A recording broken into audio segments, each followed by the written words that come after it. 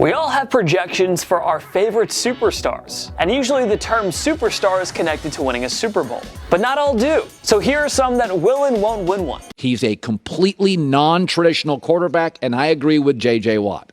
You can win a Super Bowl with Kyler Murray. You can.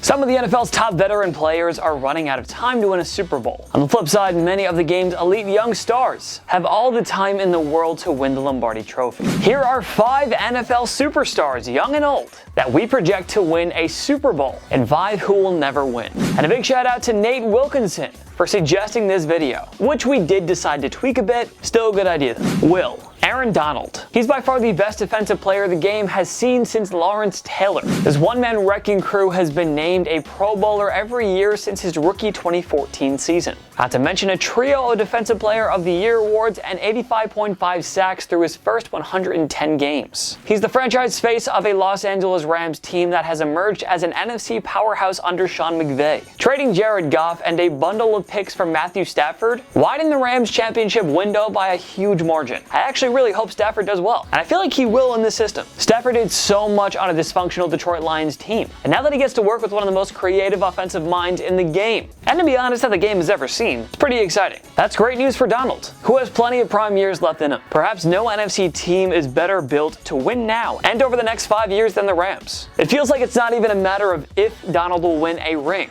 but how many won't. J.J. Watt. Before Aaron Donald arrived, Watt held the title as the game's most dominant defensive player. Like Donald, Watt is a 3-time Defensive Player of the Year winner and a surefire Hall of Famer. Unfortunately, Watt's final years with the Houston Texans were wasted by awful management. After his release from the Texans, many assumed Watt would go down to a Super Bowl contender like the Buffalo Bills or Kansas City Chiefs. But he settled on a 2-year pact with the Arizona Cardinals. It's not a bad choice. The Cardinals are a playoff contender, but they're not a Super Bowl contender. Not yet, at least. So it could still work. But there is a major difference. We just can't see Arizona beating out the Rams and 49ers over the next 5 years. I mean, even the Seahawks are ahead of them at this point. It's doubtful that the Cardinals will vie for a Super Bowl over the duration of Watt's 2-year deal. And if injuries and age continue to catch up to Watt, he won't have many more chances to chase a ring late in his career. How much gas do you feel like you have left in the tank?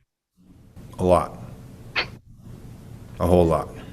Lamar Jackson. Jackson has enjoyed quite the 3-year stretch to begin an NFL career. The human highlight reel won an MVP in his sophomore year. He guided Baltimore to 3 straight playoff appearances. He hit over 1,000 rushing yards in 2019 and 2020. In other words, he's pretty good at this quarterback thing. Anyway, Jackson's individual dominance is only part of the reason why we have him on this list. He also plays for a world-class organization that features the NFL's best front office and a championship caliber defense. The Ravens are scary good because their ball-hawking secondary is as dynamic as their rushing game. And Ronnie Stanley, a franchise cornerstone tackle, anchors a strong and reliable offensive line. Jackson Stanley, Mark Andrews, Marlon Humphrey, and Patrick Queen round out a deep young core in Baltimore. Indeed, these Ravens are built to win over the long haul. It's only a matter of time until Jackson and company bring a 3rd Lombardi Trophy back to Baltimore. I'm looking forward to being a Raven. What are they getting?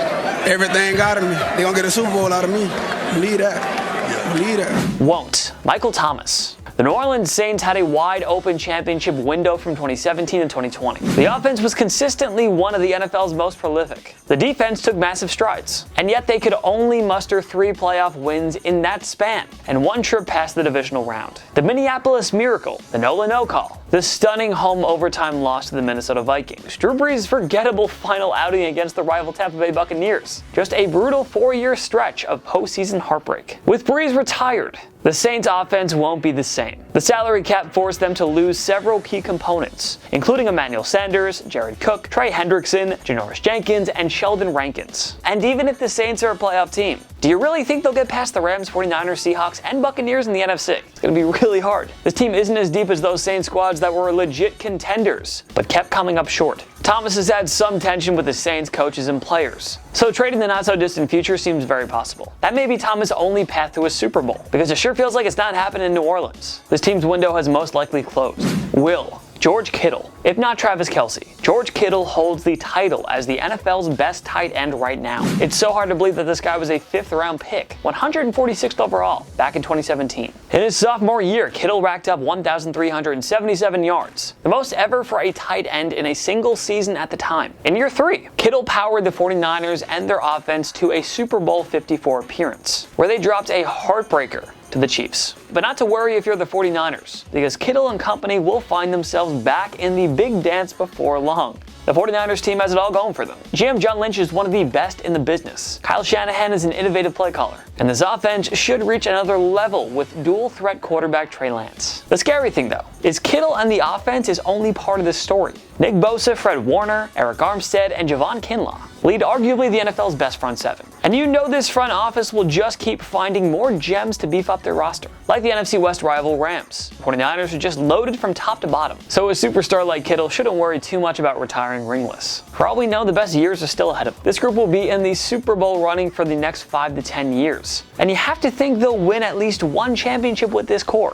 Won't. Khalil Mack. With everything that Watt and Donald have done over the past decade, it's easy to forget just how dominant Khalil Mack has been. He's been right along those other two guys if we're creating a Mount Rushmore of defensive players for the past 10 years. Mack has been a franchise changer on not one but 2 franchises. The Las Vegas Raiders should have never traded the 2016 Defensive Player of the Year. I don't know why they did. I mean, I do know why they did, but also, like, why would they? But still, he's gone. Mack's tenure with the Chicago Bears has been up and down, but 2 playoff appearances in 3 years speaks for itself. For the most part, he has been a game wrecker for Matt Nagy and company. But unless the Bears cut or trade Mack, he's signed here long-term for what projects to be the rest of his prime years. Mack's contract takes him up to the 2024 season, when he'll be 33 years old. The Bears are in a bad position when they're good enough to compete for a playoff spot, but not a Super Bowl, which obviously hurts Mack's chances of winning a Super Bowl in Chicago. It all comes down to how good Justin Fields really is. Can this Bears coaching staff unlock his full potential? And will Fields have enough talent to work with? Because it sure doesn't feel like Allen Robinson is going to stay here long term. Even if Fields becomes a star, do you really see the Bears team outlasting all the other powerhouses in the NFC? It just feels like this team is nowhere close to a Super Bowl right now, and Mack only has so many years left in him at this point.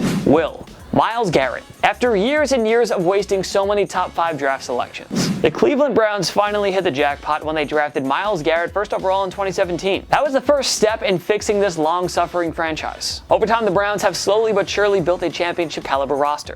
Denzel Ward, Baker Mayfield, and Nick Chubb also became franchise-changing picks. And then came the addition of veteran stars like Jarvis Landry, Odell Beckham Jr., Jack Conklin, and Wyatt Teller. The hirings of Andrew Berry and Kevin Stefanski as the GM and head coach finally led to the Browns' revival in 2020. Their 11 wins to a trip to the AFC divisional round marked the start of something special, and honestly, even if in the future they don't do better, it's still pretty awesome. Good for them. More specifically, good for the fans. As a Jets fan, I feel ya. Garrett is the franchise face of a budding contender that has the perfect combination of young cornerstones and veteran stalwarts. In the 2021 offseason, Jadeveon Clowney, Troy Hill, and John Johnson were added to improve an already talented defense. With so many difference makers on both sides of the ball, these Browns are ready to roll. The core players are entering their prime years, and Berry and Stefanski are 2 of the best in the business. So yeah, we can confidently project the Browns, led by Garrett, to bring at least 1 Lombardi Trophy to the land. Won't. Davante Adams. If there weren't questions surrounding Aaron Rodgers' future in Green Bay, we wouldn't have Adams on this list. But Rodgers' desire to leave the Packers has been well documented. Adams, who's arguably the best wide receiver in the game right now, has had to endure not 1, not 2,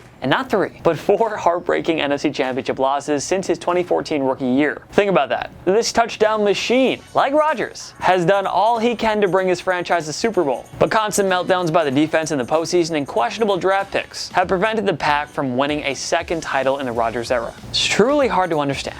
Adams is expected to stay in Green Bay, according to reports and his own comments. But staying with a franchise that goes from a generational talent at quarterback to, well, a non-generational talent feels like an easy way to miss out on a championship ring. And Adams is pushing 30, so who knows how many productive years he has left. Hate to say it, but we're not confident in this guy winning a Super Bowl without A-Rod by his side.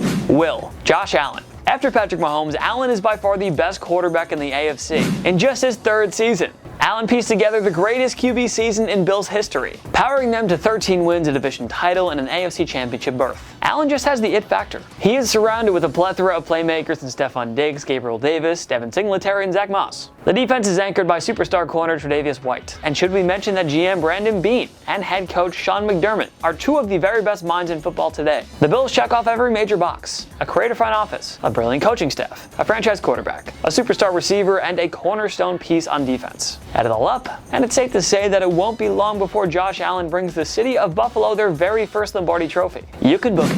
Won't Derrick Henry? Listen, Henry is the very best running back in the NFL. But how many of the game's top running backs of the past 10 to 15 years have won a ring? Adrian Peterson, Le'Veon Bell, and Frank Gore haven't. Chris Johnson, Arian Foster, Edgerrin James, and Steven Jackson never did. Henry is an unstoppable force, with back-to-back rushing titles on his resume. The only problem, he plays a position where guys tend to slow down before they even hit 30. It's hard to project Henry having, say, more than 3 to 5 prime years left in him, especially with the way he plays the game. Tannehill, Taylor Lewin, and Julio Jones are getting up there in age too. So who knows how much longer the Titans' competitive window will stay open. Once Henry begins to regress, the Titans' title hopes evaporate quickly. Realistically, 2021 and 2022 are the last good chances for this team to win a Super Bowl. But do you see them beating out AFC heavyweights like the Chiefs, Bills, Ravens, and Browns? We certainly don't. Which is why we're forecasting a ringless career for Derrick Henry. Hope we're wrong. What other NFL superstars will win a Super Bowl and which ones won't? Join me in the comment section below.